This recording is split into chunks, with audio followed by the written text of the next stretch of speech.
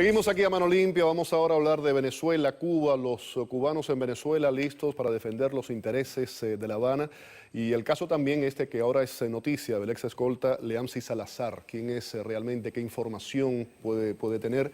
Me acompaña Juan Reinaldo Sánchez, como saben ustedes es ex guardaespaldas de Fidel Castro, ha publicado además un libro que revela toda una serie de secretos importantísimos sobre Castro. Buenas noches. Un placer. Y Huberto Mario, periodista, trabajó en la Embajada de Cuba en Venezuela. Quiero comenzar con el caso de Leamsi. ¿Lo conocieron? ¿Qué saben de él? Mira, conocerlo personalmente no, pero había mucha frecuencia cuando el presidente, en este caso Chávez, estaba en alguna actividad o estaba en reuniones en Miraflores con el equipo de la misión deportiva cubana o la misión médica. No solo ahí vimos, está, bueno, ya se fue la imagen, solo veíamos ahí está en pantalla. No solo veíamos a Leamsi, sino que veíamos a toda la escolta, pero además en Miraflores, que técnicamente Juan te puede explicar, como era en Palacio de la Revolución, cuando Chávez estaba en la oficina, unos escoltas están por fuera de la oficina y los otros andan por diferentes pasillos, conversando, fumándose un cigarro, esperando que tengan que volver a salir. Y uno tenía ciertos contactos con ellos de hola, ¿qué tal? ¿Cómo estás? Pero lo importante de esto aquí es que se ha cuestionado durante toda esta semana y se han preguntado de la formación y cómo logra Chávez tener escoltas y la participación de Cuba. El problema es que cuando Chávez llega al poder, que gana las primeras elecciones, todavía él no tiene ese contacto tan pegado, tan ligado a Fidel Castro, pero ya en el año 2000 sí comienza por interés mutuo de Chávez y de Fidel la reestructuración del personal de Palacio, es decir, el personal de los 3 primeros anillos de seguridad, de su escolta, de casa militar. Y una depuración que hizo. Claro, y él comienza a hacer una depuración que la hace en un primer momento en el 2000 y lo hace después ya intensamente, más fuerte, después de los sucesos del 2002. Juan Reinaldo, 2 temas importantes. ¿Cómo se entrenan estos guardaespaldas? Y además también, ¿qué información sensible, importante, trascendental puede tener un escolta de un político de alto nivel? Yo recuerdo, lo vi en tu libro, lo hemos conversado tú y yo aquí, que en un momento determinado tú escuchaste una información importantísima entre Fidel y Abrantes con relación al narcotráfico. O sea que en el caso tuyo ocurrió, ese señor puede tener también mucha información. Sí, por supuesto. Mira, yo quisiera también decirte algo y después caer en eso, que es muy importante por lo que estaba diciendo Humberto, es con relación a cómo comienza todo este andamiaje. Recuérdate que la Revolución Cubana es la revolución del miedo y del control. Y esto lo aplican con los presidentes, lo aplicaron cuando Allende, lo aplicaron en Nicaragua, lo aplicaron en Granada cuando Bicho, porque todos estas escoltas de estos presidentes los vi yo entrenando en Cuba. Esta no es la primera escolta que va a Cuba. En Cuba había nicaragüenses, granadinos, etíopes, angolanos. ¿Dónde se entrenaban? En seguridad personal. ¿Quién estaba al frente de eso? En la Dirección de Seguridad Personal tenía una sección que es la sección de instrucción, donde tiene diferentes profesores por especialidades, ya sea situación operativa, ya sea contrainteligencia y seguridad personal, ya sea tiro, judo, karate, etcétera. ¿Qué es un curso de meses? ¿Está en qué tiempo? Hay diferentes cursos.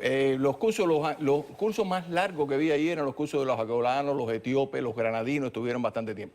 Estos cursos de los escoltas de Chávez que comienzan, como bien decía, era a partir del 2000, ir a Cuba eran cursos de 3 o 4 personas ya de la escolta de Chávez que iban a Cuba y recibían un curso muy rápido de unos meses, 1 o 2 meses, no más que eso, muy rápido, para ir resolviendo la situación que tenía. Porque, perdón, como te decía anteriormente, lo primero que hace Fidel con estos presidentes es inculcarle el miedo.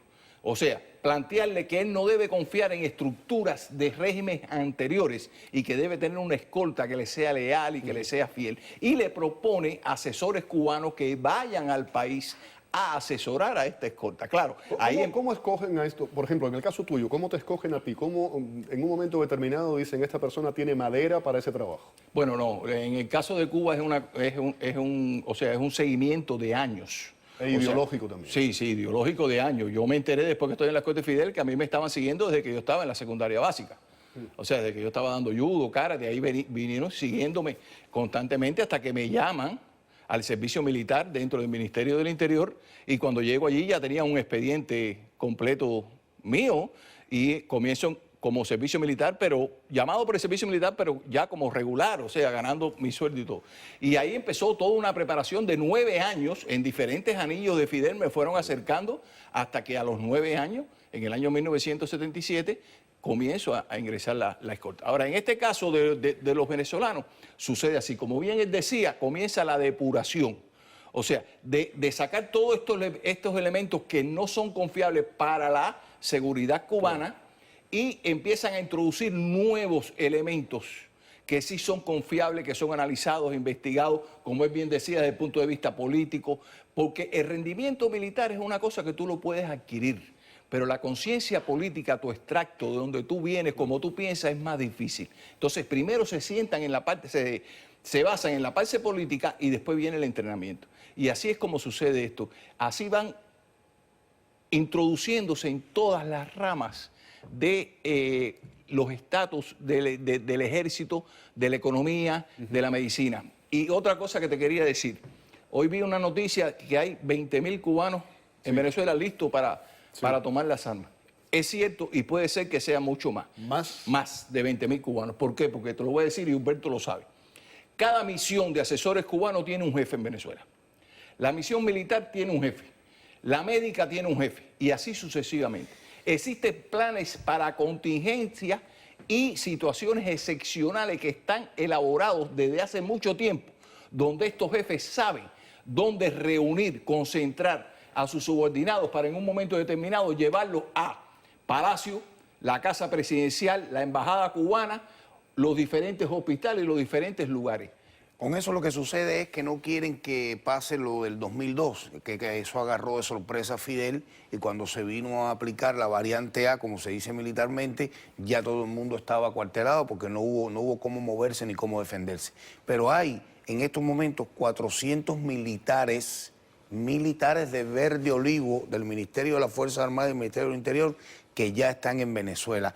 De una manera pasiva están haciendo otras cosas, pero eso se fueron con el uniforme. ¿Cuáles son las órdenes que tienen? ¿Cuál es el trabajo que tienen? Primero es evitar que las protestas avancen, que lleguen a Miraflores, que lleguen a la Embajada de Cuba, que no suceda lo del año 2002, que desbarataron los carros, le dieron candela a la parte delante de la Embajada, nos cortaron la luz, nos quitaron el agua, porque yo estaba dentro de ese grupo de la Embajada, que no pase eso. Es decir, que cuando eso vaya a ocurrir, lo digo responsablemente, haya muerto en la calle. Es decir, Cuba, el régimen de La Habana no va a permitir que eso suceda. Ahora, eso que se dice que Venezuela hoy día ya no tiene los petrodólares, el dinero y que Cuba le está dando la espalda, ¿eso es cierto? Le está dando la espalda, pero le está dando la espalda desde el punto de vista del cumplimiento de las misiones. Es decir, Cuba está retirando médicos, Cuba está retirando entrenadores, porque Cuba está firmando otros compromisos e incluso están haciendo un trabajo en estos momentos dentro de las brigadas médicas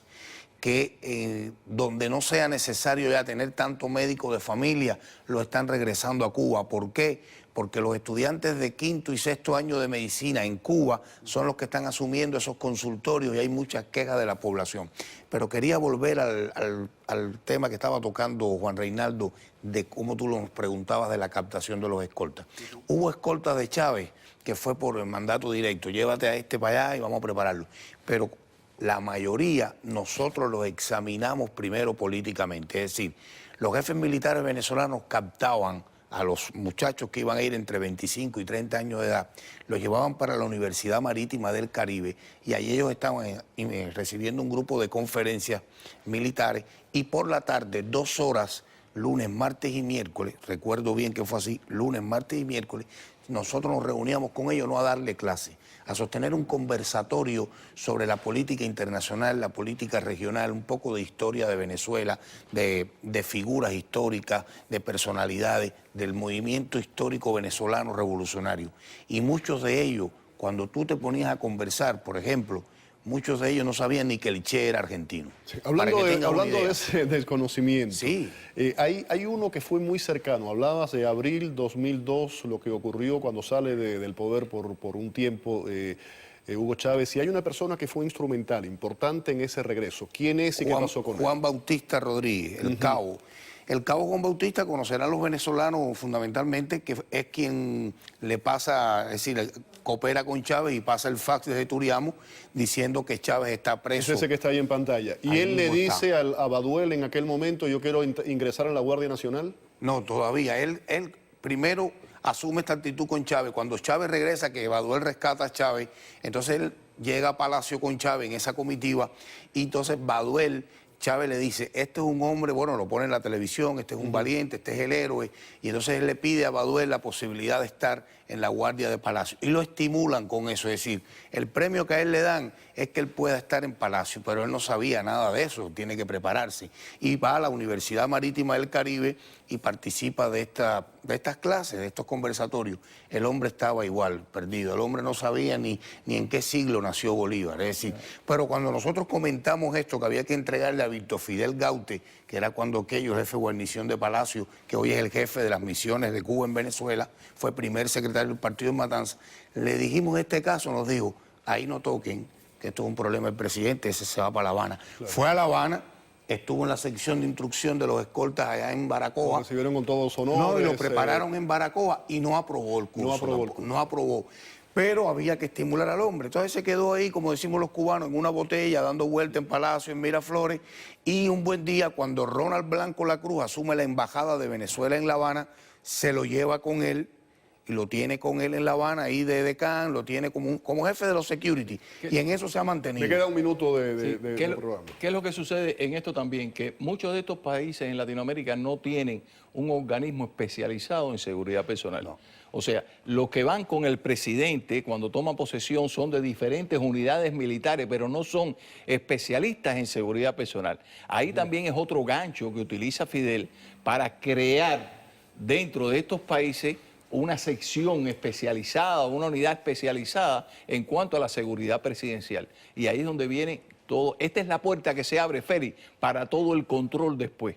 Juan Reinaldo, me tengo que ir, pero quiero saber, este señor Leamsi que ha hecho todas estas declaraciones, ha entrevistado con la DEA, ha hecho todas esas acusaciones, ¿qué ocurre con él? ¿Estados Unidos le da algún tipo de protección? ¿Qué funciona? En 15 segundos. No, eso es evidente. Mira, no hay una persona que sepa más de un presidente que su escolta personal. Ni siquiera los ministros, ni los asesores, ni la familia. Porque los ministros, los asesores de la familia están un tiempo con el presidente, pero la escolta está todo el tiempo. Este hombre... Yo estoy completamente convencido que tiene un caudal de información extraordinario, muy importante y muy actual además. Gracias a los dos por haber estado aquí en el programa. Buen fin de semana. Vamos a la pausa y volvemos.